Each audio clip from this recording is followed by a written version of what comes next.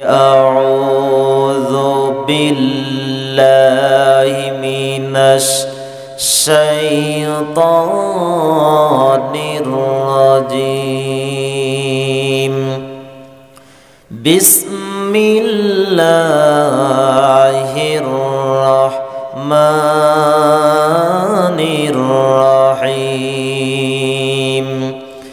تبت يدا أبي لهب وتب ما أغنى عنه ماله وما كسب سيصلى نارا ذات لهب وامرأته حمالة الحطب في جيدها حبل من مسد. وقال تعالى في شان حبيبه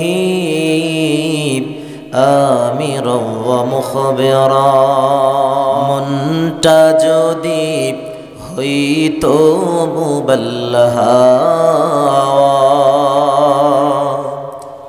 হইতো যদি শোভর কবুতর মেঘের ডানাই উড়িয়ে দিতাম মেঘের ডানাই ভাসিয়ে দিতাম মদিনারি পথে যেথায় আমার প্রিয় রাসূল ঘুমাই নিরন্তর যেথায় আমার প্রিয় রাসূল ঘুমাই নিরন্তর। ঐতিহ্যবাহী মির্জাপুর দক্ষিণ পাড়া বাইতুস সালাম জামি মসজিদ পরিচালনা কমিটি এলাকাবাসী সবার স্বল্প সময় কোরআন এবং হাদিস থেকে আমি কিছু কথা বলবো। আল্লাহ পাক আমলের নিয়তে আমাকে বলার, আপনাদেরকে শোনার, আমাদের সবাইকে মেনে আমল করা তৌফিক দান করুন। আমরা পড়ি আমিন। প্রিয় উপস্থিতি, আল্লাহর এই জমিনে আল্লাহ পাক সুবহানাহু ওয়া তাআলা যেদিন থেকে পৃথিবীতে মানব জাতি পাঠিয়েছেন, সর্বপ্রথম মানব হযরতে আদম আলাইহিস সালাম, ঠিক ওই মুহূর্ত থেকে কিন্তু মানুষের মধ্যে দুইটা গ্রুপ হয়েছিল। একটা হলো হকের পক্ষে আর একটা হলো বাতিলের পক্ষে। একটা হলো ন্যায়ের পক্ষে আর একটা অন্যায়ের পক্ষে। একটা সত্যের পক্ষে আর একটা মিথ্যার পক্ষে। ঠিক একই ধারাবাহিকতায় কিয়ামত পর্যন্ত এই দুইটা দলে বিভক্ত থাকবেই। এক দল থাকবে কোরআনের পক্ষে আর এক দল থাকবে কোরআনের বিপক্ষে। আজকের এই মাহফিলটা হলো কোরআনের মাহফিল। কিসের মাহফিল? কোরআনের মাহফিল। এটা জান্নাতের বাগান। এখানে কারো মন গড়া কোনো কথা, কোনো আলোচনা এখানে হবে না ইনশাআল্লাহ। প্রিয় উপস্থিতি, এই জন্য এই মাহফিলের এখন আশপাশে যারা আছেন, এটা এখন জান্নাতের বাগান হতে পারে। এই জান্নাতের বাগানটা আমাদের জীবনের শেষ। আগামী বছর অন্য কোনো মাহফিলে আমরা বসার সুযোগ পেতেও পারি, নাও পারি। কথা আমি আপনাদের পরিচিত এলাকার সন্তান বললেই চলে। দীর্ঘ প্রায় 8 থেকে 8.5 বছর আপনাদের মাঝে বেড়ে ওঠা। কোরআন এবং হাদিস থেকে যতটুকু ইলম আল্লাহ আমাকে দিয়েছেন একেবারেই নগণ্য। এর মধ্য থেকে কিছু কথা বলার চেষ্টা করব ইনশাআল্লাহ।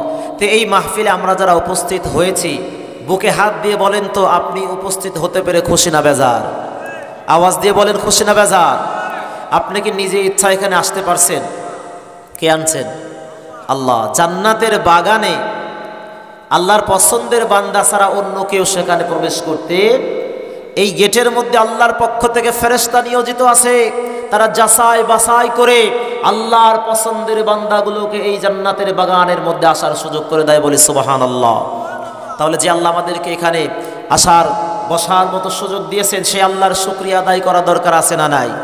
মন থেকে দিল উজাড় করে মহান মাহবুদের দরবারে শুকরিয়া তান আমরা সকলেই পড়ছি আলহামদুলিল্লাহ।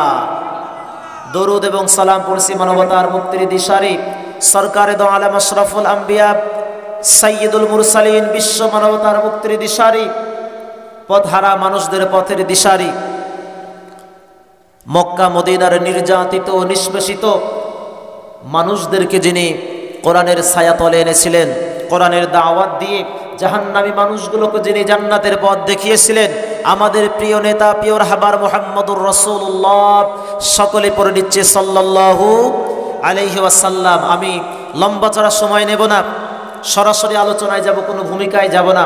আমার আলোচনার শুরুতে খুতবার মধ্যে পবিত্র কোরআনের ছোট একটি সূরা আমি তেলাওয়াত করেছি। সূরাটির নাম হলো সূরাতুল লাহাব। সূরাটির নাম কি? সূরাতুল লাহাব। এই সূরাটা রাসূলের মক্কা জীবনে অবতীর্ণ হয়েছে। রাসূলের জীবনটাকে দুই ভাগে বিভক্ত করা হয়েছে, একটা হলো মক্কা আর একটা হলো মদিনা। একটা হলো মক্কা আর একটা হলো মদিনা। মক্কায় যিনি তখন ছিলেন, ওই মক্কার জমিনে এই সূরাটা নাজিল হয়েছিল, সূরাতুল লাহাব। এই সূরা লাহাবের মধ্যে আয়াত আছে 5টা। আয়াত আছে কয়টা? 5টা। এখান থেকে কিছু শিক্ষা আছে, একটু মনোযোগ দিয়ে শুনবেন, আশা করা যায় এখান থেকে আমরা অনেক কিছু নিয়ে যেতে পারবো ইনশাআল্লাহ। তাহলে এই সূরাটার মধ্যে আয়াত আছে কয়টা? 5টা। এই সূরাটার মধ্যে বাক্য আছে 23টা এবং এই সূরাটার মধ্যে অক্ষর আছে মোট 77টা। অক্ষর আছে কয়টা? 77টা।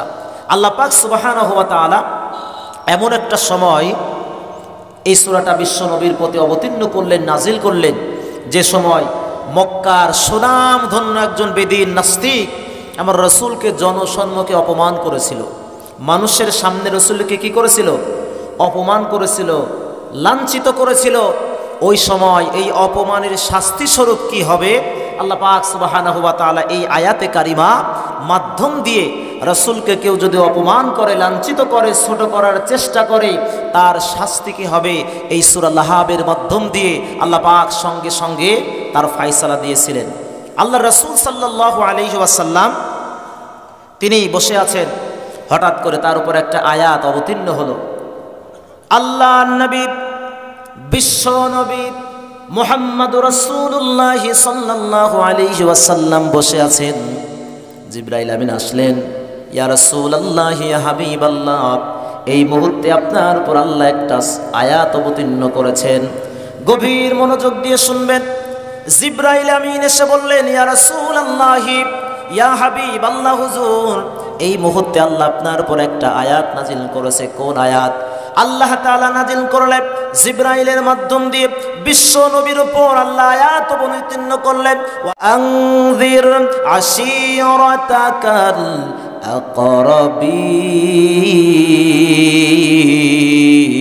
আকরাবিন। আল্লাহু আকবার। আল্লাহ তাআলা জানালেন, ওগো নবী, তোমার নিকট আত্মীয় যারা, কাছের মানুষ যারা, পরিবারের সদস্য যারা, মহল্লার মানুষ যারা, তোমার কাছের মানুষ যারা, ওয়া আনযির আশীরাতাকাল আকরাবিন, ইয়া রাসূলুল্লাহ, ইয়া হাবিবাল্লাহ, আপনার নিকট আত্মীয় যারা, কাছের মানুষ যারা, তাদের কাছে আল্লাহর দাওয়াত পৌঁছায়া দেন। আপনার পরিবারের মানুষদের কাছে আল্লাহর ভয় পৌঁছায়া দেন। আপনার পরিবারের মানুষদের কাছে আপনি কোরআনের দাওয়াত পৌঁছায়া দেন। আপনার মানুষদের কাছে আল্লাহর পক্ষ থেকে বাণীগুলো আপনার মানুষদের কাছে পৌঁছায়া দেন। বিশ্ব নবীর উপর যখন এই আয়াত অবতীর্ণ হলো, বিশ্ব নবী মুহাম্মদুর রাসূলুল্লাহ সাল্লাল্লাহু আলাইহি ওয়াসাল্লাম সাফা পাহাড়ের উপর দাঁড়ালেন। সাফা পাহাড়ের উপর দাঁড়িয়ে বিশ্ব নবীজি ওই মক্কার মানুষদেরকে ইশারা করে ডাকলেন। বিশ্ব নবীজি পাহাড়ের উপর দাঁড়িয়ে ইশারার মাধ্যম দিয়ে তার আত্মীয় স্বজনদেরকে ডাকলেন, ও আমার কওমের মানুষগুলো, ও আমার আত্মীয় স্বজনগুলো, তোমরা যে যেখানে আসো এখানে আসো, আমি তোমাদেরকে একটা গুরুত্বপূর্ণ সংবাদ দিতে চাই। গভীর মনোযোগ দিয়ে শোনেন, আমি তোমাদেরকে একটা গুরুত্বপূর্ণ সংবাদ দিতে চাই। বিশ্বনবী ওই পাহাড়ের উপর যখন দাঁড়ালেন, দাঁড়ানোর পরে যখন কওমের মানুষগুলোকে ডাকলেন, ও আমার কওমের মানুষ, তোমরা শুনে রাখো, আমি তোমাদেরকে একটা গুরুত্বপূর্ণ সংবাদ দিতে চাই। তোমরা যে যেখানে আসো অতি সত্বর আমার এই পাহাড়ের আশপাশে আসো। বিশ্বনবী এই কথা শোনা মাত্রই মক্কার আশেপাশে যত মানুষ ছিল সব কাফের বেঈমানগুলো পাহাড়ের চতুর সাইড দিয়ে বসে গেল, দাঁড়িয়ে গেল। বিশ্বনবী যখন ডেকেছেন, মক্কার কাফের বেঈমানরা ওই পাহাড়ের চতুর সাইড দিয়ে বিশ্ব নবীর সামনে দাঁড়িয়ে গেল। নবীজি আমার ডাক দিয়ে বলেন, ও আমার কওমের মানুষ, তোমরা শুনে রাখো, আমি মুহাম্মদ, আমার বাবার নাম হলো আব্দুল্লাহ, আমার দাদার নাম হলো আব্দুল মুত্তালিব। ও ও মক্কার মানুষ তোমরা আমাকে চেনো, আমি যদি তোমাদেরকে এখন একটা সংবাদ দেই যে এই পাহাড়ের ওপর আমি দাঁড়িয়ে আছি, এই পাহাড়ের পেছন দেশে শত্রু বাহিনী, সৈন্য বাহিনী তোমাদেরকে আক্রমণ করার জন্য ঘেরাও করে আছে। গভীর মনোযোগ দিয়ে শোনেন। বিশ্বনবী বললেন, মক্কার কাফের তোমরা শোনো, আমি যদি তোমাদেরকে বলি এই পাহাড়ের পেছন দেশে কাফের বেঈমানেরা অস্ত্র শস্ত্র নিয়ে রেডি হয়ে আছে, কখন যেন তোমাদের উপর আক্রমণ করবে, আমি যদি বলি তুমি কি বিশ্বাস করবে? তোমরা কে বিশ্বাস করবে? কে বলতেছেন? আমার দিকে তাকান। বিশ্বনবী কাফেরদেরকে বলতেছেন, আমি যদি বলি এই পাহাড়ের পেছন দেশে কাফের বেঈমানেরা অস্ত্র শস্ত্র নিয়ে রেডি হয়ে আছে, তোমাদের উপর আক্রমণ করবে, তোমরা কি বিশ্বাস করবে? মক্কার সব কাফের বেঈমানেরা এক বাক্যে বলেছিল, ও আব্দুল্লাহর ছেলে মুহাম্মদ, জীবনে কোনোদিন তোমার মুখ দিয়ে মিথ্যা কথা শুনি নাই। জোরে বলেন সুবহানাল্লাহ। আমার রাসূলকে কাফের বেঈমানেরা মিথ্যাবাদী বলে কোনোদিন গালি দিতে পারে নাই, কারণ তার এই জবান থেকে কোনোদিন মিথ্যা কথা বের হয় নাই। তার চরিত্র নিয়ে কোনোদিন কটূক্তি করতে পারে নাই, কারণ তার চরিত্র ছিল সবচাইতে উত্তম। সুবহানাল্লাহ। বিশ্ব নবীর জীবনে কোনোদিন মিথ্যা কথা তিনি বলেননি। জোরে বলেন সুবহানাল্লাহ। আর আমরা নবীর উম্মত দাবি করি, এমন কোনো দিন নাই আমাদের জবান থেকে মিথ্যা কথা বের হয় না। এমন লোক আমাদের সমাজে আছে না নাই? কথা বলছেন না কেন? এমন কোনো দিন না আমাদের জবান দিয়ে মিথ্যা কথা বের হয় না। অথচ এই জবান দিয়ে যদি আপনি মিথ্যা কথা বলেন, এই জবানের বরকত নষ্ট হয়ে যায়। এই জবান দিয়ে আল্লাহর নাম জপলে আল্লাহ ওই আমলটা কবুল করবেন না। এই জন্য মিথ্যা কথা আমরা বলবো না ইনশাআল্লাহ।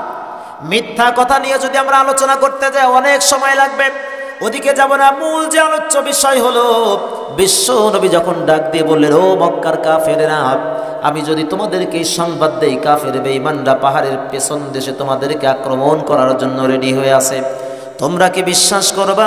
কাফের বেঈমানেরা ওই দিন এক বাক্যে বলেছিল, ও আব্দুল্লাহর ছেলে মুহাম্মদ, তুমি জীবনে কোনোদিন মিথ্যা কথা বলো নাই, তুমি যদি বলো অবশ্যই অবশ্যই আমরা তা বিশ্বাস করে নেব। যদি তুমি বলো অবশ্যই আমরা সেটা বিশ্বাস করে নেব, কারণ তোমার প্রতি আমাদের সেই ধারণা আছে মক্কার কাফের বেঈমানেরা আমার নবীকে নবী হিসেবে মানে নাই, কিন্তু স্বর্ণ অলংকার অর্থ সম্পদগুলো বিশ্ব নবীর কাছে তারা জমা করে রাখতো। জোরে বলেন সুবহানাল্লাহ। নবী হিসেবে মানে নাই, কিন্তু কি করেছে? এত বিশ্বাস করত, অর্থ সম্পদ স্বর্ণ অলংকারগুলো। ওই যুগে তার ব্যাংকের ব্যবস্থা ছিল না। ছিল কি? ওই যুগে ব্যাংকের ব্যবস্থা ছিল না। অর্থ সম্পদগুলো বিশ্ব নবীর কাছে জমায়েত করে রাখত। একজন মানুষকে কত বিশ্বাস করলে অর্থ সম্পদগুলো তার কাছে জমা করে রাখত। আল্লাহর রাসূল বললেন, তাহলে আমি তোমাদেরকে একটা সংবাদ দিতে চাই, ওই এক আল্লাহ সম্পর্কে তোমাদেরকে আমি দাওয়াত দিতে চাই। তোমরা মূর্তি পূজা ছেড়ে দাও, পাথর পূজা ছেড়ে দাও, আগুনের পূজা ছেড়ে দাও, এক আল্লাহর প্রতি ঈমান আনো, ইসলাম কবুল করো, মুসলমান ধর্ম গ্রহণ করো, আর আমি মুহাম্মদুর রাসূলুল্লাহকে নবী হিসেবে মেনে নাও। যখনই আমার আল্লাহ নবী এই কথা বলেছেন যে তোমরা ওই নিজেদের তৈরি করা মতবাদ ছেড়ে দাও, এক আল্লাহর প্রতি ঈমান আনো, কোরআন মেনে নাও, যখনই এই কথা বলেছে, ওই সামনে দাঁড়িয়েছিল আবু লাহাব। কে দাঁড়িয়েছিল? আবু লাহাব দাঁড়িয়েছিল। আবু লাহাব সঙ্গে সঙ্গে বুঝতে পেরেছে আমার ভাতিজা মুহাম্মদ সাল্লাল্লাহু আলাইহি ওয়াসাল্লাম কি বলতে চাচ্ছে। আমাদের বাপদাদার যে ধর্ম, এই ধর্ম ছেড়ে দিয়ে এক আল্লাহর প্রতি ঈমান আনতে বলতেছে, তাওহীদের প্রতি ঈমান আনতে বলতেছে, ইসলামের শশীতল ছায়াতলে আসতে বলতেছে, কোরআন মানতে বলতেছে, আর মুহাম্মদ রাসূলুল্লাহকে নেতা মানতে বলতেছে। আমরা যদি মুহাম্মদ রাসূলুল্লাহকে নেতা মানি আর আল্লাহকে যদি রব বলে মানি, আমাদের এই যে 2 নাম্বারের যত ব্যবসা আছে, কোনো ব্যবসা আমাদের আর টিকবে না। কথা বলেন ঠিক কিনা? যদি আল্লাহর কোরআন আমরা মানি, যদি আমরা মুসলমান হয়ে যাই, যদি আমরা ইসলাম মানি, এই সমাজের মধ্যে আমাদের যে 2 নম্বরের যে ব্যবসাগুলো আছে এগুলো চলবে না। এই বর্তমান সময়ের সাথে কিন্তু মিলে যাচ্ছে। আমাদের এই সমাজে বর্তমানে এক শ্রেণীর মানুষ আছে যারা চায় না এই জমিনে আল্লাহর দ্বীন কায়েম হোক, যারা চায় না এই জমিনে কোরআন প্রতিষ্ঠিত হোক, যারা চায় না আল্লাহর রাসূলের আদর্শওয়ালা মানুষগুলো এই জমিনের নেতৃত্ব স্থানে আসুক। কারণ তারা জানে কোরআন যদি এই সমাজে প্রতিষ্ঠিত হয়ে যায়, আমাদের 2 নম্বরের ব্যবসা আর এই সমাজে চলবে না। আওয়াজ দিয়ে একবার বলা যাবে না কথা ঠিক কিনা? মন খারাপ করলেন? তারা চায় না, আবু জাহেলও চায়নি। আবু জাহেল বুঝছে যে কোরআন যদি প্রতিষ্ঠিত হয়ে যায়, আমাদের যে মদ জুয়া আড্ডা এগুলো আর থাকবে না, আমাদের ব্যবসা থাকবে না। ঠিক বর্তমানেও এক শ্রেণীর মানুষ আছে, তারাও চায় আল্লাহর কোরআন যেন এই সমাজে প্রতিষ্ঠিত না হয়। বন্ধুগণ আমার, ভাইয়েরা আমার, বিশ্ব নবী যখনই বলেছেন, ও আমার কওমের মানুষগুলো, আমি মুহাম্মদুর রাসূলুল্লাহকে নবী হিসেবে মেনে নাও, কোরআন মেনে নাও, এক আল্লাহর প্রতি ঈমান আনো, তোমাদের ওই বাতিল ধর্মগুলো ছেড়ে দাও, ইসলামের সুশীতল ছায়াতলে আনো। যখনই ওই আবু লাহাব এই কথাটা শুনেছে, বিশ্বনবী যখন এই কথাটা বলেছেন, সঙ্গে সঙ্গে আবু লাহাব একটা পাথর তুলে বিশ্বনবীজির চেহারা মুবারকের দিকে নিক্ষেপ করেছে। জোরে বলেন নাউযুবিল্লাহ। রাসূল যখনই এই কথা বলেছে, কোরআন মেনে নাও, আল্লাহর প্রতি ঈমান আনো, নিজেদের তৈরি করা ধর্ম মতবাদ ছেড়ে দাও, আমি মুহাম্মদুর রাসূলুল্লাহকে নবী হিসেবে মেনে নাও, সঙ্গে সঙ্গে আবু লাহাব কি করছে? একটা পাথর তুলে আমার রাসূলের দিকে আউড়ে ছুঁড়ে মেরেছে। যখনই রাসূল সাল্লাল্লাহু আলাইহি ওয়াসাল্লামের দিকে পাথরটা ছুঁড়ে মেরেছে হাজার হাজার মানুষ সামনে, সঙ্গে সঙ্গে আসমান থেকে আমার আল্লাহকে দেখেননি? আমার আল্লাহকে দেখেননি? আল্লাহ পাক সঙ্গে সঙ্গে এই বিচার করার জন্য কোনো কোর্টের কাছে আল্লাহ মামলা করার সময় দেননি, উকিল জজের কাছে যাওয়ার সময় দেননি। বিশ্ব নবীর অপমানের শাস্তি আল্লাহ পাক তাৎক্ষণিক ঘোষণা করেছেন। জোরে বলেন সুবহানাল্লাহ। আল্লাহ তাআলা আবু লাহাব যখন পাথর মারল, আমার আল্লাহ আসমান থেকে যখন দেখল আবু লাহাব হাজারো মানুষের সামনে আমার পেয়ারা নবীকে অপমান করেছে, সঙ্গে সঙ্গে আমার আল্লাহ পাক ওই অপমানের শাস্তির বিধান আমার আল্লাহ নাজিল করে দিলেন।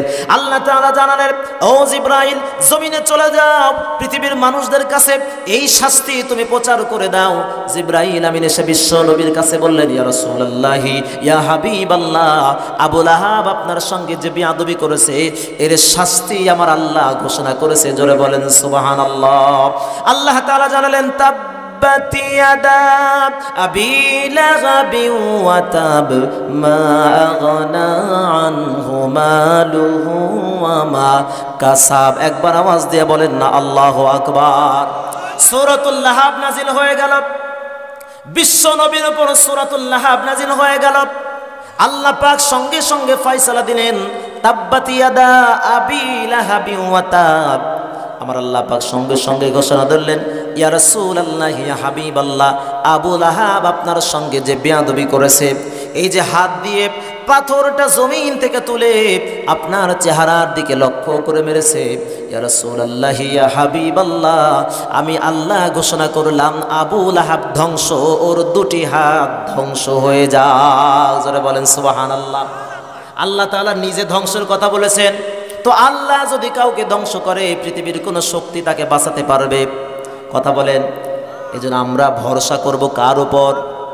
আল্লাহর উপর। আমাদের এই সমাজের কিছু মানুষ ছিল, এখন তারা নাই। এই মানুষগুলো, তাদের হাতে এত ক্ষমতা ছিল, এই ক্ষমতার জোরে তারা ঝড়কে ঠেকিয়ে দিত। আমরা ঘূর্ণিঝড়কে মোকাবেলা করতে সক্ষম হয়েছি। বলেছে কিনা? বলেছে কিনা? বন্ধুগণ আমার, ভাইরা আমার, এই ক্ষমতা কার আছে? তো আল্লাহর ক্ষমতা আপনি যদি আপনার নিজের হাতে নিতে চান, আল্লাহ কি বসে থাকবে? আবু লাহাবকে আল্লাহ যেমন ছেড়ে দেয়নি, এই মানুষগুলোকেও আল্লাহ তাআলা ছেড়ে দিয়েছিল না, কিন্তু সময় দিয়েছিল। সময়ের আবর্তনে, সময়ের পরিবর্তনে আজকে পালানোর জন্য ইঁদুরের গর্ত খুঁজে পাচ্ছে না। কথা বলেন ঠিক কিনা? বন্ধুগণ আমার, ভাইয়েরা আমার, আবু লাহাব বিশ্ব নবীকে এই যে হাত দিয়ে পাথর তুলে নিক্ষেপ করেছিল, আমার আল্লাহ সঙ্গে সঙ্গে জানালেন, ইয়া রাসূলুল্লাহ, ইয়া হাবিবাল্লাহ, আবু লাহাব আপনার সঙ্গে বেয়াদবি করেছে, আবু লাহাব আপনার সঙ্গে অপমান লাঞ্ছিত করেছে, আপনাকে অপমানিত করেছে, আপনার সঙ্গে বেয়াদবি করেছে। ইয়া রাসূলুল্লাহ, আমি তার শাস্তির বিধান দিয়ে দিলাম, আবু লাহাব ধ্বংস হোক, ধ্বংস হোক আবু লাহাবের দুটি হাত। জোরে বলেন সুবহানাল্লাহ। অনেক লম্বা কথা এর মধ্যে। শুধু আবু লাহাব নয়, তার স্ত্রী তিনিও বিশ্ব নবীর সঙ্গে বেয়াদবি করেছিল, বিশ্ব নবীর সঙ্গে অপমানিত খারাপ আচরণ করেছিল। আল্লাহ তার কথাও এই সূরার মধ্যে বলে দিয়েছেন। অর্থাৎ বিশ্ব নবীর সঙ্গে যারা বেয়াদবি করবে, বিশ্ব নবীর সঙ্গে যারা খারাপ আচরণ করবে, নবীকে নিয়ে যারা ব্যঙ্গচিত্র করবে, কটূক্তি করবে, এই জমিনের মধ্যে আল্লাহ তাদেরকে শাস্তি দেবেন। জোরে বলেন সুবহানাল্লাহ। ইতিপূর্বে আমরা অনেক দেখেছি, অনেকে আমার রাসূলকে নিয়ে বাজে মন্তব্য করেছে, কটূক্তি করেছে। আল্লাহ পাক এই জমিনের মধ্যে তাকে জুতার মালা পরিয়েছে। বন্ধুগণ আমার, ভাইয়েরা আমার, আবু লাহাব কিভাবে ধ্বংস হলো? এই সূরার মধ্যে প্রথম আয়াতের মধ্যে তাব্বাত ইয়াদা আবি লাহাবি ওয়া তাব, দুই হাতের কথা বলা হয়েছে। কয় হাত? দুই হাতের কথা বলেছেন। কিন্তু পাথর মেরেছিল এক হাত দিয়ে নাকি দুই হাত দিয়ে? এক হাত দিয়ে মেরেছিল। আল্লাহ দুই হাতের কথা কেন বললেন? মুফাসসিরিন ইকরাম তাফসীরের মধ্যে লিখেছেন, একটা হাত বলতে এই দুনিয়া, আর একটা হাত বলতে আখিরাত বোঝানো হয়েছে। আর আরেকজন মুফাসসির লিখেছেন, এই দুটি হাত শব্দ এখানে ব্যবহার করার কারণ হলো, এই হাতটা যখন পাথর উঠায়, যখন নিক্ষেপ করে, দেখবেন বাম হাত কিন্তু একটু শক্তি যোগায়। খেয়াল করে দেখছেন, এক হাতে কিন্তু পরিপূর্ণ শক্তি পাওয়া যায় না। এই হাত দিয়ে যখন আপনি কোনো শক্ত জিনিস ধরবেন, বাম হাতের সহযোগিতা লাগে কি লাগে না? এই হাত দিয়ে যখন তিনি নিক্ষেপ করেছিল, রাসূল ছিল পাহাড়ের উপরে, বাম হাত তাকে শক্তি জুগিয়েছিল।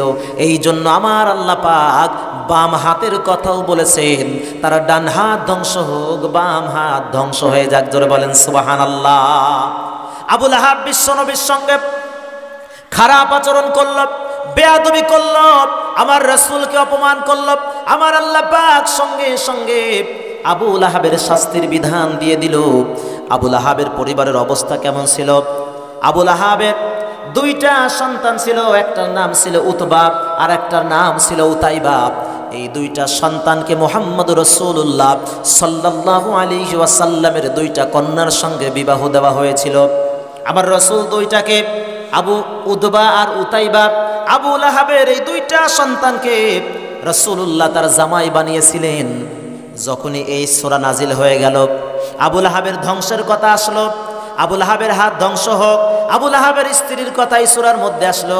এই সূরার ব্যাখ্যা করতে গেলে আরো কয়েক ঘন্টা সময় লাগবে। আমি সংক্ষিপ্ত করে শুধু সারমর্ম কিছু শিক্ষণীয় কথাগুলো আমি বলে শেষ করব। আবু লাহাবের দুইটা সন্তানের সঙ্গে বিশ্ব নবীজির দুইটা কন্যার বিবাহ হয়েছিল। একটা জামাইয়ের নাম ছিল উতবা আর একটা জামাইয়ের নাম ছিল উতাইবা। বিশ্ব নবীজি যখনই তার উপরে এই সূরাটা অবতীর্ণ হলো, আমার রাসূল যখন এই সূরাটার কথা সমাজের মানুষদের মাঝে প্রচার করে দিলেন, আবু লাহাব যখন এই কথাটা শুনলো, আচ্ছা এই কথাটা শোনার পরে সে কি আর ঠিক থাকবে? ঠিক থাকবে? আবু লাহাব আর সহ্য করতে পারলো না। সঙ্গে সঙ্গে রাগে গুসরে সে একেবারে ফায়ার হয়ে গেল। মনে হয় যে বিশ্ব নবীকে পেলে একেবারে জিন্দা শেষ করে ফেলবে। এত রাগান্বিত হয়েছে আবু লাহাব।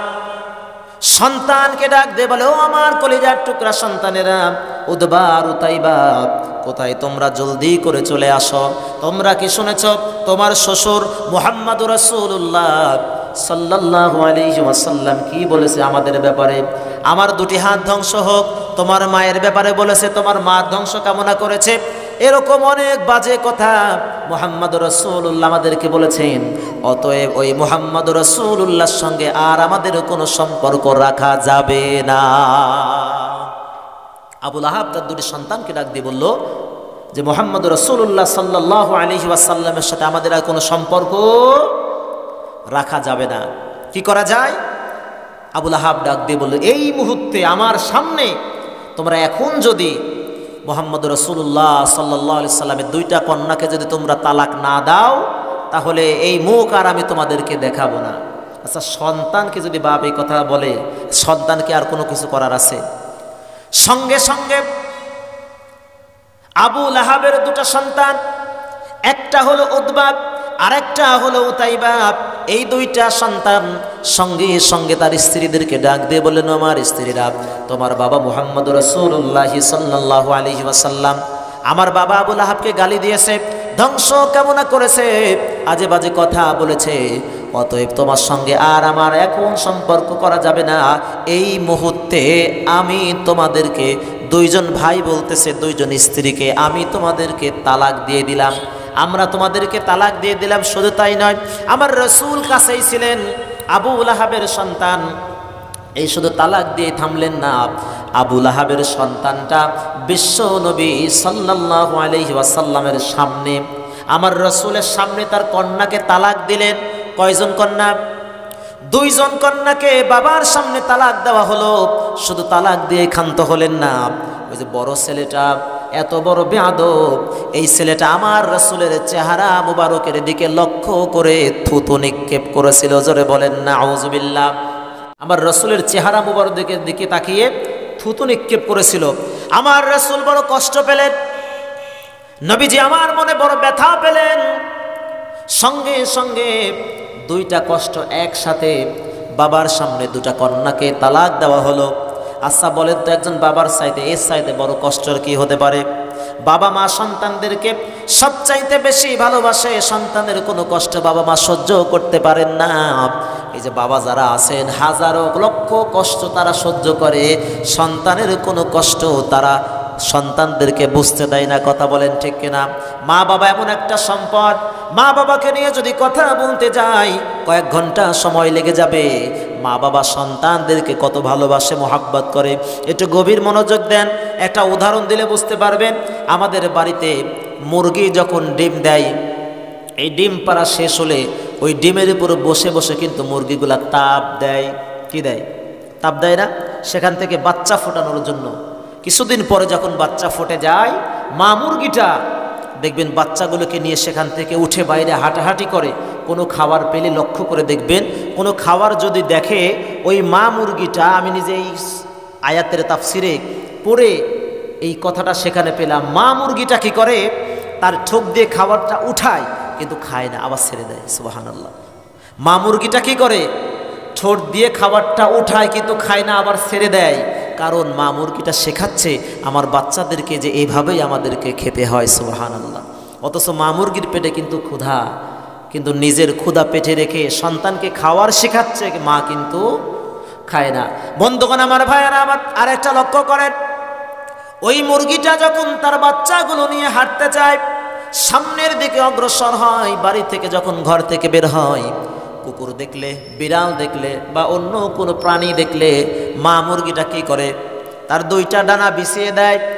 দুইটা ডানা বিছিয়ে দিয়ে তার ভাষায় তিনি সন্তানদেরকে ডাকতেই থাকে, ও আমার সন্তানেরা যারা বাইরে ছুটাছুটি করতেছো, জলদি করে আমার এই কোলের মধ্যে আশ্রয় নাও। পাখা দুটা ডানা দুইটা মা মুরগি মিলিয়ে দেয়। দেয় কি দেয় না? আমার কথা বুঝতেছেন?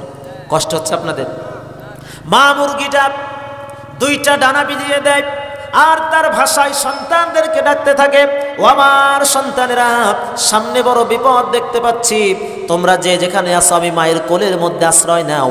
যখন বাচ্চাগুলো মায়ের কোলের মধ্যে আশ্রয় আসে, মা কিন্তু পাখা দিয়ে সব বাচ্চাদেরকে ঢেকে ফেলে, আগলে ফেলে।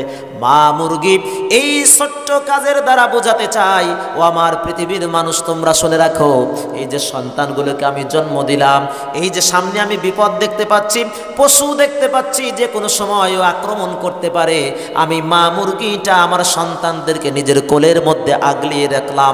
যত বিপদ আসুক, আমি মা সব বিপদগুলো নিজের শরীরের উপর নিয়ে নেব, সন্তানদের উপর কোনো বিপদ আমি মা হতে দেব না। জোরে বলা যাবে না একবার সুবহানাল্লাহ।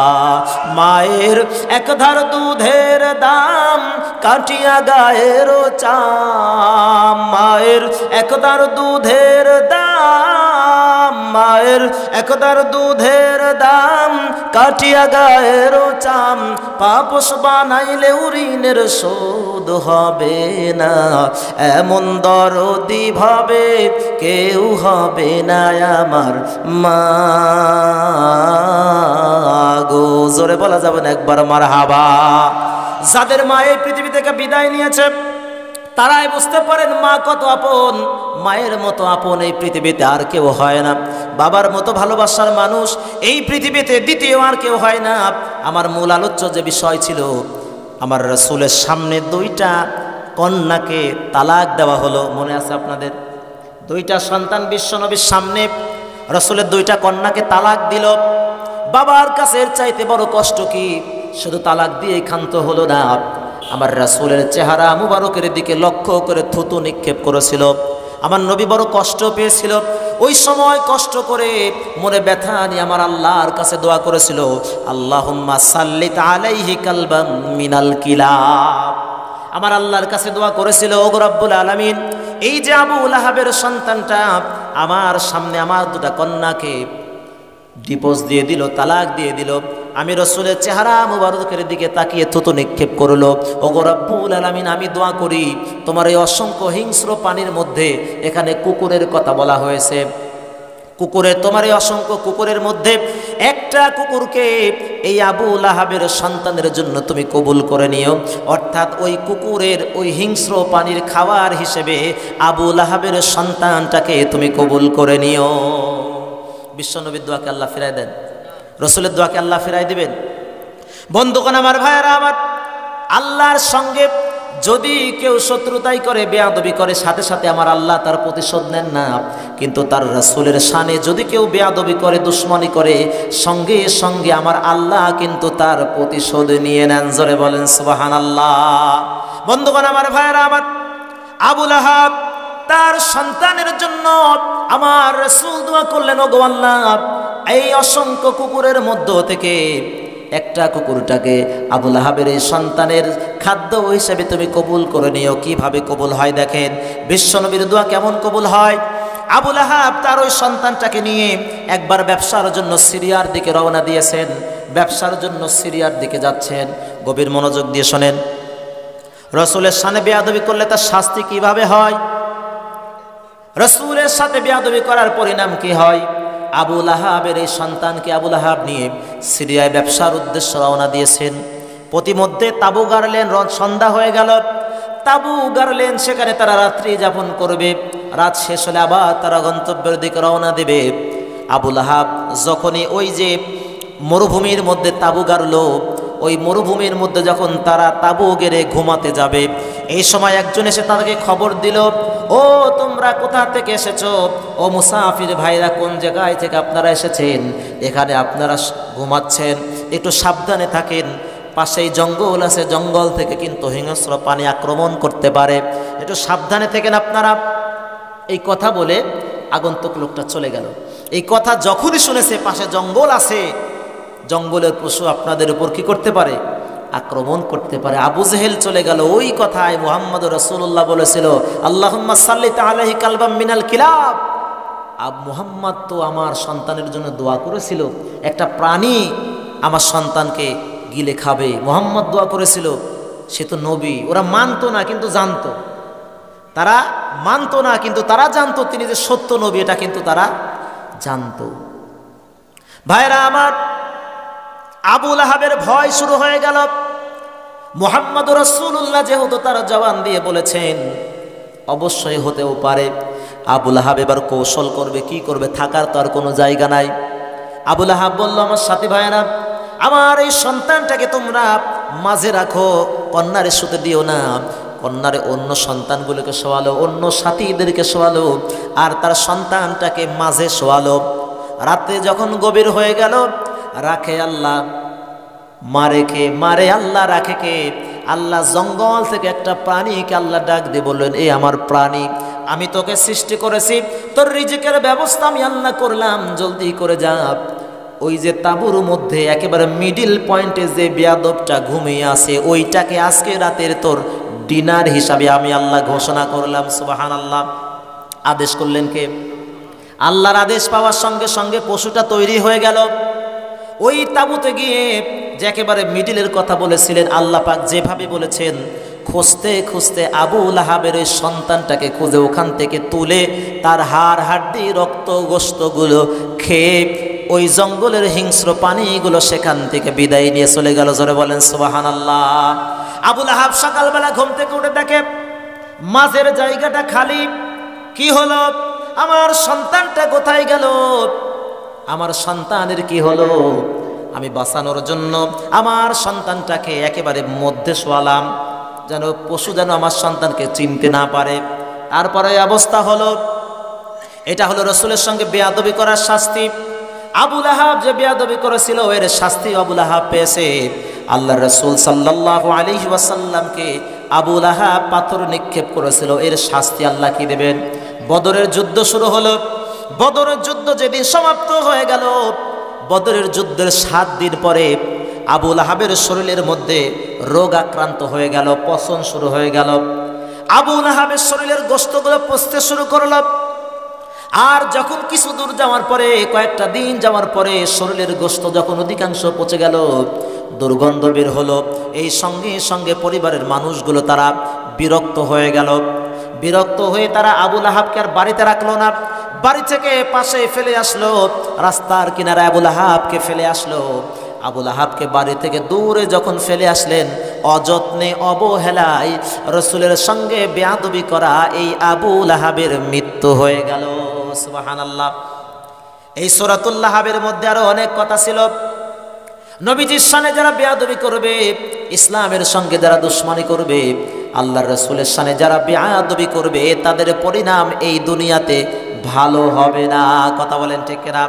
আমার বন্ধুগণ, আমার ভাইয়েরা, আমার এই জমিনে আমরা এমন অনেক মানুষ আছি যারা নিজেদেরকে নবীর উম্মত দাবি করি, কিন্তু নবীর আদর্শ আমাদের মধ্যে কিছুই নাই। আছে? নবীজির আদর্শ আমার মধ্যে কিছুই নাই। রাসূলের আদর্শ যদি আমাদের মধ্যে থাকতো, তাহলে আমরা কোরআনের বিরোধিতা করতে পারতাম না। রাসূলের আদর্শ যদি আমার মধ্যে থাকতো, আমরা ইসলামের বিরোধিতা করতাম না। রাসূলের আদর্শ যদি আমার মধ্যে থাকতো, মিথ্যা কথা বলতে পারতাম না। রাসূলের আদর্শ যদি আমাদের মধ্যে থাকতো, তাহলে আমরা ভাই ভাইকে ফাঁকি দিতে পারতাম না। রাসূলের আদর্শ যদি আমার মধ্যে থাকতো, ভাই হয়ে কোনোদিন বোনকে ফাঁকি দিতে পারতাম না। কথা বলেন ঠিক কিনা? আমার বন্ধুগণ, আমার ভাইয়েরা, আমার এই জন্য রাসূলের আদর্শ যারা নিজেদেরকে রাসূলের উম্মত বলে যারা দাবি করবেন, জীবনের প্রত্যেকটা বিভাগে রাসূলের আদর্শকে মেনে চলতে হবে। কি করতে হবে? রাসূলের আদর্শকে মেনে চলতে হবে। আমার রাসূল সাল্লাল্লাহু আলাইহি ওয়াসাল্লাম, মক্কার মানুষগুলো তাকে এত সম্মান দিত, এত ইজ্জত দিত, এত মর্যাদা দিত। আবার ওই মক্কার মানুষগুলো তাকে বিরোধিতা করলো, পাথর মারলো কেন? তাকে পাথর মারলো কেন? মক্কা থেকে তাকে হিজরত করে মদিনায় যেতে হলো কেন? এটা আমাদের একটু জানার বিষয়। যে মানুষগুলো তাকে আল আমিন নাম দিল, চরম বিশ্বাসী নাম দিল, আবার ওই মানুষগুলো তাকে মদিনা থেকে, মক্কা থেকে বের হয়ে মদিনায় হিজরত করতে বাধ্য করলো। পাগল বলে গালি দিত। আমার রাসূলকে কি করলো? পাগল বলে গালি দিত। আসলে আমার রাসূল কি পাগল? সুবহানাল্লাহ। আল্লাহ তাকে এত চমৎকার চেহারা দিয়েছিলেন, তার মতো এত সুন্দর চেহারা এই পৃথিবীতে আর কারো নাই। সেদিকে যদি আমি যাই অনেক সময় লাগবে। আমার রাসূলের চেহারা মোবারক কত চমৎকার ছিল, এ বর্ণনা করতে গেলে অনেক সময় লাগবে, আমি ওদিকে যাব না। আমার রাসূলের যে চেহারা মোবারক আল্লাহ দিয়েছেন, এই আকাশের পূর্ণিমার চাঁদ আমার রাসূলের মুখের চাঁদের এই আলোর কাছে হার মেনে যেতে, জোরে বলেন সুবহানাল্লাহ।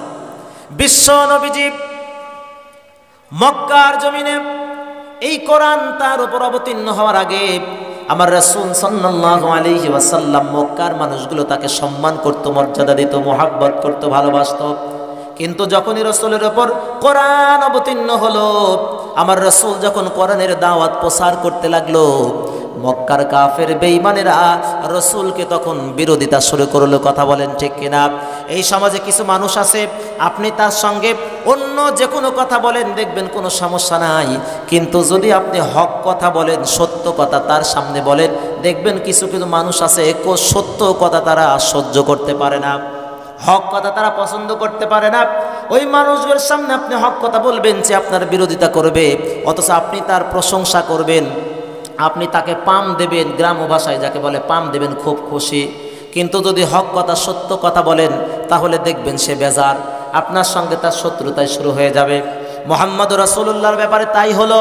মক্কার কাফের বেঈমানেরা আমার রাসূল সাল্লাল্লাহু আলাইহি ওয়াসাল্লামকে এত ভালোবাসতো, মুহাব্বত করত। অথচ বিশ্ব নবী যখন কোরআনের কথা বললেন, ইসলামের কথা যখনই বললেন, মক্কার মানুষগুলো, এক শ্রেণীর মানুষগুলো তার বিরোধিতা শুরু করলো, তার সঙ্গে শত্রুতাই শুরু করলো। প্রত্যেকটা যুগে যুগে এই ধরনের মানুষগুলো এই পৃথিবীতে ছিল, এখনও আছে, ভবিষ্যতেও থাকবে। প্রত্যেকটা যুগে এরকম মানুষ থাকবে। আল্লাহ রাসূল সাল্লাল্লাহু আলাইহি ওয়াসাল্লাম প্রত্যেকটা যুগে এরকম মানুষ থাকবে। আর একটা ছোট্ট উদাহরণ দিয়ে আমার আলোচনা আমি শেষ করবো ইনশাআল্লাহ। প্রত্যেকটা যুগে কোরআনের পক্ষে একদল লোক থাকবে, কোরআনের বিপক্ষে আর একদল লোক থাকবে। আপনার এখানে যারা আছেন, আমরা কি কোরআনের পক্ষে না কোরআনের বিপক্ষে? আওয়াজ দিয়ে বলেন, কোরআনের পক্ষে না বিপক্ষে? কোরআনের পক্ষে। তবে মসজিদে কোরআন যেন নামাজে কোরআন দিয়ে সংসদ চলুক, এটার পক্ষে আমরা আছেন? কয়জন আছেন হাত তুলে দেখান তো। আল্লাহর কোরআন দিয়ে এই দেশ চলুক, আপনারা রাজি আছেন? আল্লাহর কোরআন দিয়ে দেশ চলুক, আপনারা রাজি আছেন? কারা কারা রাজি আছেন দুহাত উঁচু করে দেখান। নারায়ে তাকবীর, নারায়ে তাকবীর। আল কোরআনের আলো সারা জীবন তো ঘরে ঘরে জ্বললো, এখন আর ঘরে ঘরে জ্বললে হবে না। এখন ঘর থেকে বের করে পার্লামেন্ট পর্যন্ত নিয়ে যেতে হবে, সংসদ পর্যন্ত নিতে হবে। এখন আল কোরআনের আলো সংসদে জ্বালো। কথা বলেন ঠিক কিনা? আমি বলবো আল কোরআনের আলো, আপনারা বলবেন সংসদে জ্বালো। আল কোরআনের আলো, আল কোরআনের আলো। নারায়ে তাকবীর। মন খারাপ করলেন? মন খারাপ করলেন? আচ্ছা, আল্লাহর কোরআন যদি সংসদে চালু হয় আমাদের কি ক্ষতি হবে? ক্ষতি হবে। আল্লাহর কোরআন যদি এই বাংলার জমিনের সংসদ থেকে একবার চালু হয়ে যায়, আর আপনাকে যাকাতের জন্য কোনোদিন মানুষের দুয়ারে দুয়ারে যেতে হবে না। এই বাংলার জমিনে যাকাতের নামে কোনো শাড়ি তৈরি হবে না। আল্লাহর কোরআন যদি এই পৃথিবীতে এই বাংলার জমিনে প্রতিষ্ঠিত হয়ে যায়, যাকাতের জন্য এক্সট্রা কোনো লুঙ্গি তৈরি হবে না।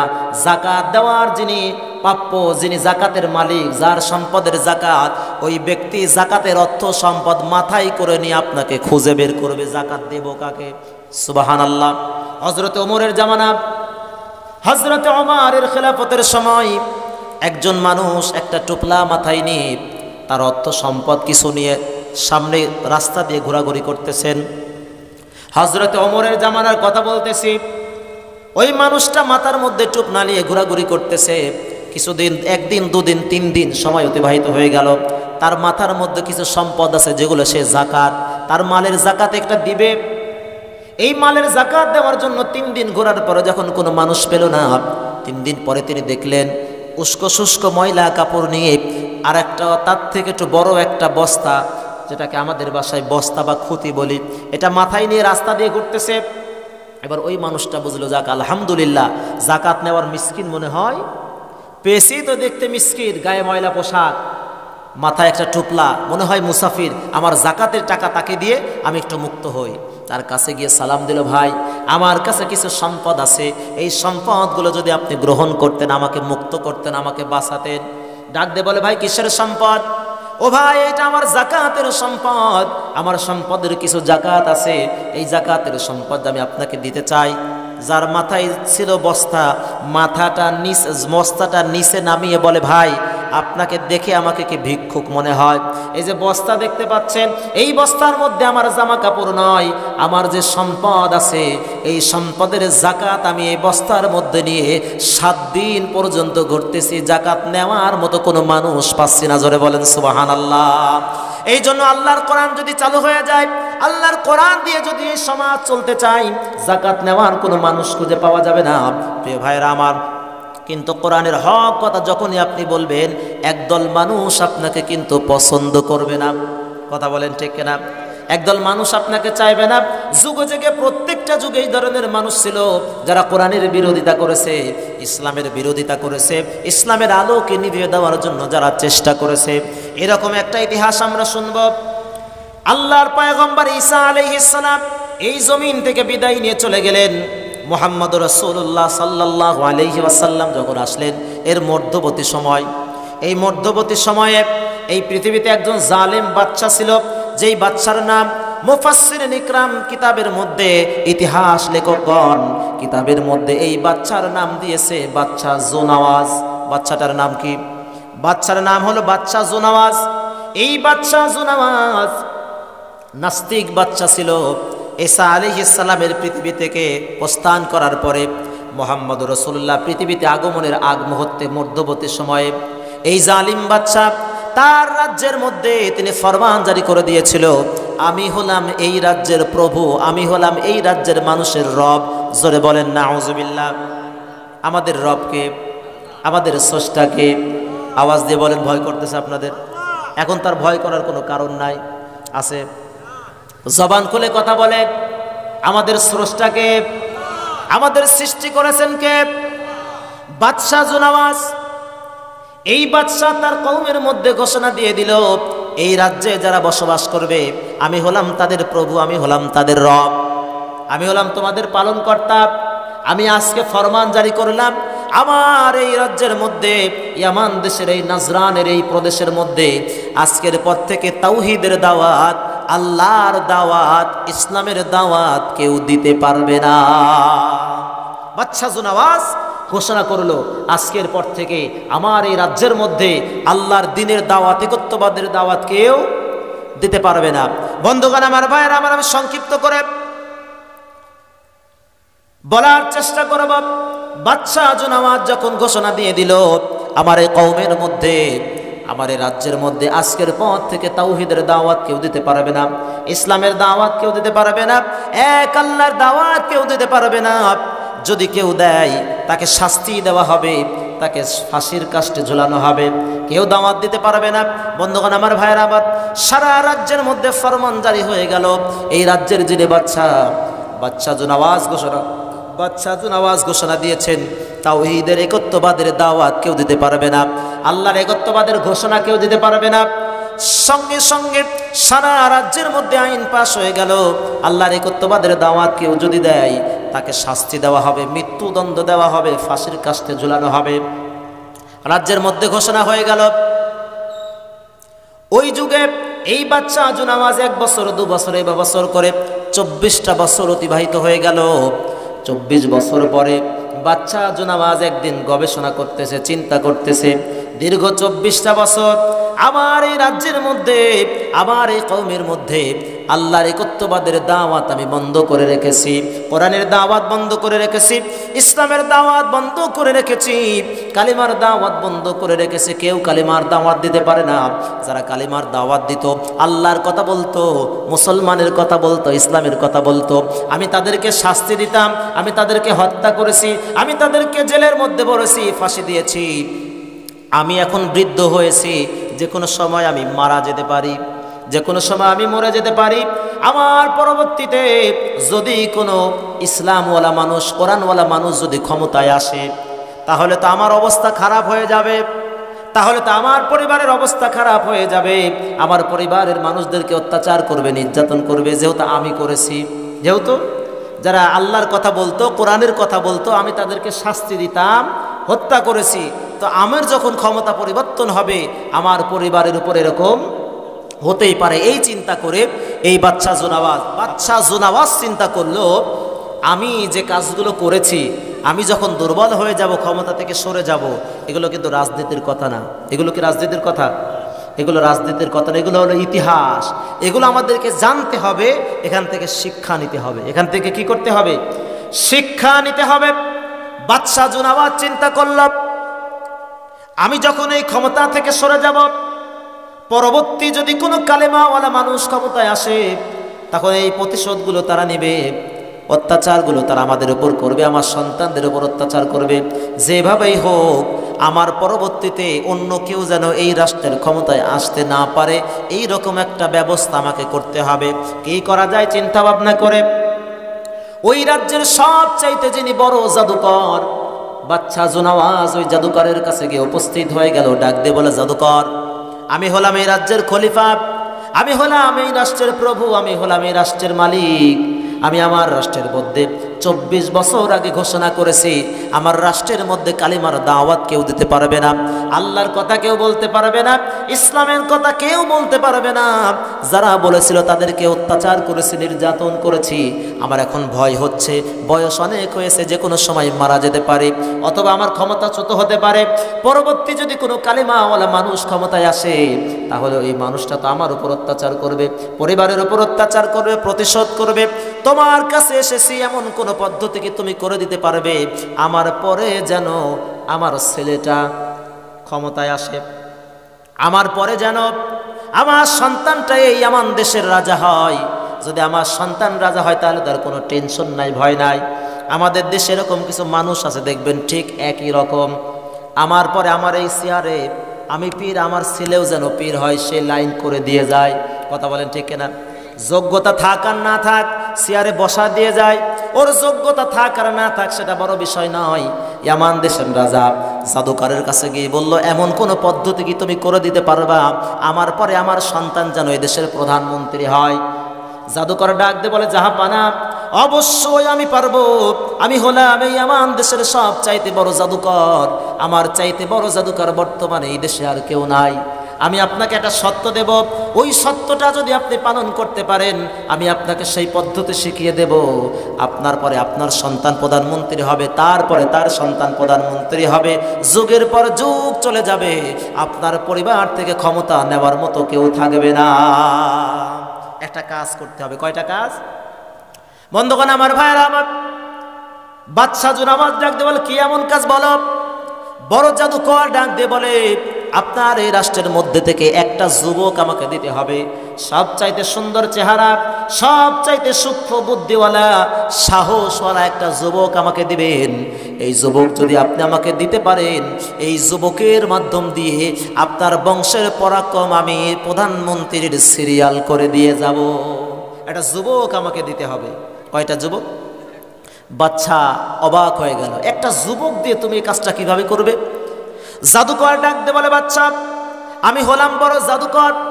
ওই যে যুবকটাকে আমি নেব, আমার কাছে রেখে তাকে জাদু বিদ্যা শিক্ষা দিব। এই জাদু বিদ্যা শিক্ষা দিয়ে আমি আপনাকে, ওই সন্তানটাকে তার আপনার এলাকায় আমি পাঠিয়ে দেব। ওই জাদু বিদ্যা দিয়ে ওই সন্তানটা আপনার রাষ্ট্রে গিয়ে জাদু বিদ্যা দিয়ে ভাই ভাইয়ের মধ্যে শত্রুতায় লাগায় দেবে। জাদুবিদ্যা দিয়ে ভাই বোনের মধ্যে শত্রুতায় লাগায় দেবে। জাদুবিদ্যা দিয়ে মুসলমানদের মধ্যে দলে দলে বিভক্ত করে দেবে। জাদুবিদ্যা দিয়ে আলেম আলেমের মধ্যে বিভক্ত করে দেবে। কথা বলেন ঠিক কিনা? এখন আমরা এক হুজুর স্টেজে বসে আর এক হুজুরকে গালি দেই, এক ভাই আর এক ভাইকে গালি দেই, এক পীর আর এক পীরকে গালি দেই। এরকম আছে না নাই? এগুলো সব হলো ইহুদি এবং খ্রিস্টানদের চক্রান্ত। ওরা মুসলমানদেরকে ছোট্ট ছোট্ট বিষয় নিয়ে বিভক্ত করে মুসলমানদেরকে ধ্বংসের জন্য ওরা পায়তারা করে যাচ্ছে। কথা বলেন ঠিক কিনা?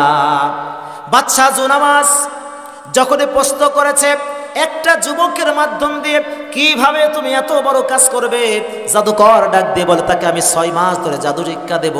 ওই জাদু শক্তি দিয়ে আপনার কওমের মধ্যে গিয়ে মানুষের মধ্যে তারা অত্যাচার নির্যাতন শুরু করে দেবে, ভাই ভাইয়ের মধ্যে দ্বন্দ্ব শুরু করে দেবে, আলেম আলেমের মধ্যে বিভেদ সৃষ্টি করে দেবে, মুসলমানদের মধ্যে দলে দলে বিভক্ত করে দেবে। তারা নিজেরা মারামারি নিয়ে তারা ব্যস্ত হয়ে থাকবে। ওই ক্ষমতার চেয়ারের কথা কারো মনে থাকবে না। আপনার পরে আপনার সন্তান হবে, তারপরে তার সন্তান হয়ে যাবে। কথা বলেন ঠিক কিনা? এটা কৌশল শিখাই দিলেন জাদুবিদ্যা শিক্ষা করা মুসলমানদের জন্য হারাম। কয়েকটা শিক্ষা মুসলমানদের জন্য হারাম, আবার কিছু শিক্ষা মুসলমানদের জন্য অতীব জরুরি। যার মধ্যে একটা হলো তীর চালানো। এটা মুসলমানদের জন্য শিক্ষা করা বাধ্যতামূলক, শিখতে হবে। কিন্তু জাদুবিদ্যা, চুরিবিদ্যা, গান, নাচ এগুলো মুসলমানদের শিক্ষা নয়। সময় পেলে অনেক মা বোনরা এই মাহফিল আসছেন, তাদের জন্য কিছু কথা বলা দরকার, কিন্তু সময় কম। সামনে আবার একটা অভিযান আছে আমার। অভিযানটা তো বুঝছেন, যখন অভিযান চলবে আপনারা কি থাকবেন না চলে যাবেন? অভিযানটা কি বুঝতে পারছেন? একটা অভিযান আমার সামনে আছে, অল্প কিছুক্ষণের মধ্যে আমি শুরু করবো ইনশাআল্লাহ। উঠে যাবেন না, অভিযানে শরীক হন আর না হন, উঠে যাবেন না। বন্ধুগণ আমার, ভাইয়ার আমার, এবার জাদুকর বললে, একটা সন্তান আমাকে দেন, একটা যুবক আমাকে দেন, এই যুবকটাকে আমি জাদু বিদ্যা শিক্ষা দেব। বাদশা এলান করে দিল, কওমের মানুষদের মাঝে তিনি তদন্ত কমিটি গঠন করে দিল। তদন্ত কমিটি তদন্ত করতে লাগলো। তদন্ত করে করে একটা যুবককে খুঁজে খুঁজে বের করলো, সবচাইতে সুন্দর চেহারা, সাহসী বীর পুরুষ একটা যুবককে আনা হলো। এবার বাদশাহ জুনাওয়াজ এই যুবকটাকে ডাক দিয়ে বলে, যুবক, আমার এই রাজ্যের মধ্যে বাছাই করে করে তোমাকে আমি বের করেছি, তোমাকে আমি কিছু শর্ত দিব, তোমাকে আমি জাদুবিদ্যা শিক্ষার জন্য বলবো। ওই জাদুকরের কাছে গিয়ে তুমি জাদুবিদ্যা শিখবা। জাদুবিদ্যা শিখে আসার পরে আমার এই সমাজের মধ্যে সে মানুষদের মধ্যে বিভেদ সৃষ্টি করবা, দলে দলে বিভক্ত করে দিবা। এর বিনিময়ে তুমি টাকা যা চাইবে টাকা দিব, বাড়ি চাইবে বাড়ি দেব, গাড়ি চাইবে গাড়ি দেব, যা তুমি চাইবে সব দিয়ে দেব। তোমার কাজ হলো জাদুবিদ্যা শিখে এসে জাদুবিদ্যার মাধ্যম দিয়ে আমাদের এই সমাজের মানুষের মধ্যে তোমাকে ফিতনা সৃষ্টি করতে হবে। কি করতে হবে? এই সমাজে এমন অনেক মানুষ আছে ফিতনা সৃষ্টি করে। দোয়া করবেন, জায়েজ নেই, দোয়া করবেন কি নেই? এই যে কিছু ফিতনা বাহিনী আমাদের সমাজে আছে। বন্ধুগণ আমার, ভাইয়েরা আমার, ইহুদি এবং খ্রিস্টানদের চক্রান্ত এগুলা। ওরা মুসলমানদেরকে দলে দলে বিভক্ত করার জন্য মুসলমানদের মধ্যে ফিতনা সৃষ্টি করে দেয়, যেন মুসলমানরা দলে দলে বিভক্ত হয়ে যায়, আর কাফের বেঈমানরা মুসলমানদেরকে ধ্বংস করার জন্য চক্রান্ত করতে পারে। কথা বলেন ঠিক কিনা? আচ্ছা বলেন তো, আমরা যে দলে দলে যে বিভক্ত, অনেকগুলো দল আমাদের দরবারে, আমাদের এই দেশে। আচ্ছা বলেন তো, কেউ কি কোনোদিন বলছে যে আল্লাহ দুই? কোনো মুসলমানকে বলছে আল্লাহ দুই? বলছে? কোনো মুসলমানকে রসুলকে অস্বীকার করছে? আল্লাহ এক, নবীও এক। কেউ কি বলছে যে আমি কোরআন মানি না? তার মানে কোরআনও এক। আল্লাহকে বিশ্বাস করে এক মানে রসুলও এক, কোরআনও এক। তাহলে আমাদের মধ্যে এত দল কেন? কথা বলেন, আমাদের মধ্যে এত দল কেন? বুঝতে হবে এটাও ইহুদি এবং খ্রিস্টানদের চক্রান্ত। ওরা আমাদেরকে দলে দলে বিভক্ত করে দিয়ে ওরা ইসলাম এবং মুসলমানদেরকে এদেশ থেকে ধ্বংস করার জন্য পায়তারা চালিয়ে যাচ্ছে। বন্ধুগণ আমার, ভাইয়েরা আমার, বাদশাহ জুনাওয়াজ ওই যুবকটাকে বাছাই করে বলল, তুমি টাকা যা চাইবে তাই দেব, বাড়ি গাড়ি যা চাইবে সব তোমাকে দেব, কিন্তু তুমি জাদুবিদ্যা শিক্ষা করতে হবে। যুবকটাকে পাঠানো হলো জাদুকরের কাছে। দুইটা রিওয়ায়াত এখানে আসছে। আশরাফ আলী থানভী রাহমাতুল্লাহ আলাইহি বলেছেন সকালে যেতেন, সন্ধ্যায় আসতেন। আর একজন বর্ণনা করেছেন 6 মাসের জন্য জাদুবিদ্যা নিয়ে বিদায় নিয়ে চলে গেল। বাড়ি থেকে বিদায় নিয়ে চলে গেল জাদুকরের কাছে। 6 মাস যখন তিনি জাদুবিদ্যা শিক্ষা করলেন, ওই সমাজের সব চাইতে বড় জাদুকর হয়ে যখন ফিরে আসলেন, বাড়িতে যখন আসবেন, তিনি এলাকায় যখন প্রবেশ করবেন, তিনি ওই এলাকায় ঢুকতে দেখেন গাছের নিচে সাদা দাড়িওয়ালা বড় পোশাক পরে একজন আল্লাহর বান্দা গাছের নিচে বসে বসে মানুষদেরকে কি যেন বলতেছেন। যুবকটা আশ্চর্য হয়ে গেল, আমার এই এলাকার মধ্যে এই সাদা পোশাকওয়ালা মানুষটাকে। ওই যুবকটা সঙ্গে সঙ্গে গাছের নিচে ওই মানুষটার কাছে গিয়ে বললেন, আপনি কে, কি আপনার পরিচয়? এখানে বসে বসে এই মানুষদের কাছে আপনি কি বলতেছেন, কিসের কথা বলতেছেন? ওই সাদা দাড়িওয়ালা তিনি ছিল ইমানদার, আল্লাহর প্রিয় বান্দা, আল্লাহর পক্ষ থেকে মনোনীত একজন বান্দা। তিনি গোপনে গোপনে ওই রাষ্ট্রের মধ্যে মানুষদের কাছে আল্লাহর একত্ববাদের কালিমার দাওয়াত দিচ্ছিলেন। সুবহানাল্লাহ। ওই জাদুবিদ্যা শিক্ষা করা যুবকটা যখন জাদুবিদ্যা শিক্ষা করে বাচ্চা জুনাওয়াজের রাজ্যের মধ্যে প্রবেশ করবে, তখন তিনি দেখলেন ওই মুরব্বী বয়স্ক মানুষটা, সাদা দাড়িওয়ালা মানুষটা, মানুষদেরকে তিনি বসে বসে দাওয়াত দিচ্ছেন। কাছে গেলেন, আমি সংক্ষিপ্ত করে বলতেছি, সময় খুবই সংকীর্ণ। যুবকটা বললেন, আপনি কিসের দাওয়াত দিচ্ছেন, কি আপনার পরিচয়? উনি বললেন, আমি আল্লাহ দাওয়াত দিচ্ছি, একত্ববাদের ঘোষণা দিচ্ছি, মানুষদেরকে আল্লাহর দিকে দাওয়াত দিচ্ছি। যুবকটা ডাক দিয়ে বলে, ও আল্লাহর গোলাম, আপনি জানেন না এই জমিনে আল্লাহর দ্বীনকে দূর করার জন্য, কালিমার দাওয়াতকে বন্ধ করার জন্য এইবার দেশের বাচ্চা জুনাওয়াজ লক্ষ কোটি কোটি টাকা খরচ করে আমাকে জাদুবিদ্যা শিখিয়েছে। দীর্ঘ 6 মাস ধরে আমি জাদুবিদ্যা শিখলাম, মাত্র দেশে প্রবেশ করলাম, আর আপনি আমার সামনে বসে আপনি কালিমার দাওয়াত দিচ্ছেন। এটা হতে পারে না। এটা কি করতে পারে না? এটা হতে পারে না। আপনি একটু বসেন, আমি আগে বাদশার সঙ্গে দেখা করে আসি, এরপরে আপনাকে সাইজ করতেছি। কি বলে? আপনি একটু দাঁড়ান, আমি আগে বাদশার সাথে দেখা করে আসি, এরপরে আপনাকে কি করতেছি? সাইজ করতেছি। এরকম কিছু মানুষ আছে আমাদের সমাজে। আপনি হক কথা, ইমাম, যখনই আপনি হক কথা বলবেন তখন বলে, ইমাম সাহেব নামাজ শেষ হোক আপনাকে দেখতেছি, এরকম কথা বলে কি বলে না? বন্ধুগণ আমার, ভাইয়ের আমার, ওই বাদশাহ জুনামাজের সেই জাদুকর যুবকটা বলল, মুরব্বী আপনি একটু দাঁড়ান, আমি আমার নেতার সঙ্গে দেখা করে আসতেছি, এরপর আপনার ব্যবস্থা করতেছি।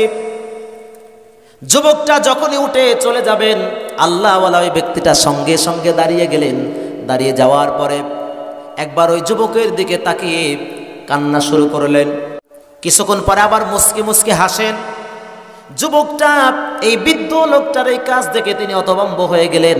ফিরে আসলেন, ডাক দিয়ে বলে, কি এমন আমাকে দেখতে কি পাগল মনে হয়?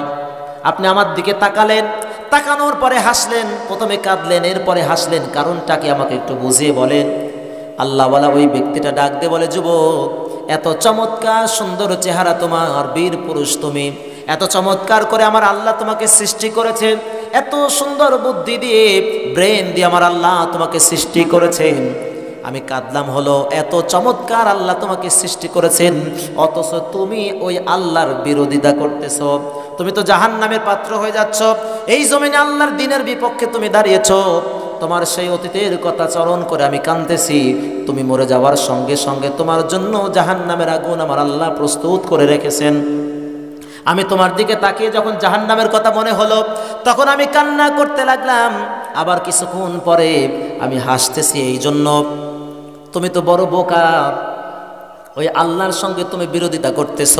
হাসলাম হলো এই জন্য, যদি তুমি এই মুহূর্তে কালেমা পড়ো, তওবা করো, ইসলাম কবুল করো, আমার রব আমার আল্লাহ তোমার জীবনের সব গুনাহ খাতাগুলো মাফ করে দিবেন। শুধু মাফ করে দিবেন না, তোমাকে আল্লাহর ওলি হিসেবে কবুল করে নেবেন। জোরে বলেন সুবহানাল্লাহ। আমার কথাকে বুঝতে আপনাদের কষ্ট হচ্ছে, আমি সংক্ষিপ্ত করে বলতেছি, আরো অনেক লম্বা ইতিহাস এটা। বাদশাহ জুনামাজের সেই যুবক জাদুবিদ্যা শিখে আসার পরে ওই আল্লাহর ওলির সামনে দাঁড়িয়ে যখন বলল, আল্লাহর ওলি ডাক দিয়ে বলে, আমি হাসতেছি এই জন্য, তুমি যদি এখন তওবা করো, কালিমা পড়ে নাও, ইসলাম কবুল করে নাও, আল্লাহর একত্ববাদের ঘোষণা দাও, আমার রব্বুল আলামিন এই মুহূর্তে তোমাকে মাফ করে দিবে। শুধু মাফ করে দিবে না, আমার আল্লাহ তোমাকে আল্লাহর প্রিয় বান্দা হিসেবে কবুল করে নেবেন। জোরে বলেন সুবহানাল্লাহ। এই জন্য আপনি যত বড় অপরাধ করেন না কেন, আমার আল্লাহ পাক রব্বুল আলামিন কোরআনে মাজিদে ঘোষণা করেছেন, লা তাকনাতু মির রাহমাতিল্লাহ ইন্নাল্লাহা ইয়াগফিরুয যুনুবা জামিআ ইন্নাহু হুয়াল গফুরুর রহিম। আল্লাহু আকবার। আমার আল্লাহ তাআলা ঘোষণা করলেন, ওগো দুনিয়ার মানুষ, তোমরা শুনে রাখো, তোমরা যত বড় অপরাধ করো না কেন, তোমরা যত গুনাহ করো না কেন, তোমরা যত অপরাধ করো না কেন, আমার রহমত থেকে নিরাশ হয়ো না, আমার রহমত থেকে তোমরা দূরে যেও না। তোমার গুনাহ যদি পাহাড় পরিমাণ হয়, আমি আল্লাহর রহমত হলো সাগরের সমপরিমাণ। জোরে বলে সুবহানাল্লাহ। এই জন্য আমরা অনেকে আসি, আমরা গুনাহগার, নামাজ আদায় করি না। আমরা অনেক সময় মনে করি আমি তো গুনাহগার, আমার দোয়া কি আল্লাহ কবুল করবে নাকি? আমি তো গুনাহগার, গুনাহগারের দোয়া কি আল্লাহ কবুল করবে নাকি? ওরে ভাই, গুনাহগারের দোয়া কবুল করার জন্যই তো আল্লাহ অপেক্ষা করে। সুবহানাল্লাহ। আমার যে মূল আলোচ্য বিষয় ছিল যে রাসূল সাল্লাল্লাহু আলাইহি ওয়াসাল্লামের সঙ্গে যদি কেউ খারাপ আচরণ করে, বেয়াদবি করে, তার শাস্তি কি হবে, এই বিষয় নিয়ে আমরা অনেক কথা শুনতেছিলাম। আরও অনেক কথা ছিল, সময়ের স্বল্পতার কারণে আমি আমার আলোচনার দিকে আর সামনে অগ্রসর হতে পারবো না। রাসূল সাল্লাল্লাহু আলাইহি ওয়াসাল্লাম হাদিসের মধ্যে বর্ণনা করেছেন, হযরতে আবু হুরায়রা রাদিয়াল্লাহু তাআলা আনহু থেকে হাদিসটা বর্ণিত। রাসূল সাল্লাল্লাহু আলাইহি ওয়াসাল্লাম বলেন, প্রতিদিন সকালে মানুষ যখন ঘুম থেকে ওঠে, প্রতিদিন সকালে মানুষ যখন ঘুম থেকে ওঠে, তখন দুইজন ফেরেশতা এই জমিনে আসে। একজন ফেরেশতা আল্লাহ পাক সুবহানাহু ওয়া তাআলার কাছে দোয়া করতে থাকে দানশীল ব্যক্তিদের জন্য। কাদের জন্য? যারা দান করে তাদের জন্য আল্লাহর কাছে একজন ফেরেশতা দোয়া করতে থাকে দানকারীদের জন্য। আর একজন ফেরেশতা দোয়া করতে থাকে কৃপণ, যারা কৃপণ তাদের জন্য দোয়া করতে থাকে, আল্লাহ এই কৃপণ ব্যক্তিকে আরও তুমি কৃপণ বানাও, এর সংসারে সুখ আর শান্তি দূর করে দাও। একটি আমলের কথা বলবো, এই আমলটা আপনারা করার চেষ্টা করবেন, সেটা হলো বেশি বেশি ইস্তেগফার করবেন। পুরুষ যারা আছেন তারাও এই আমলটা করবেন, মা বোনরাও এই আমলটা করবেন, আস্তাগফিরুল্লাহ আস্তাগফিরুল্লাহ এই আমলটা করবেন। তাহলে আল্লাহ পাক সুবহানাহু ওয়া তাআলা আপনাকে তার প্রিয় বান্দা হিসেবে কবুল করে নেবেন। আমরা পড়ি।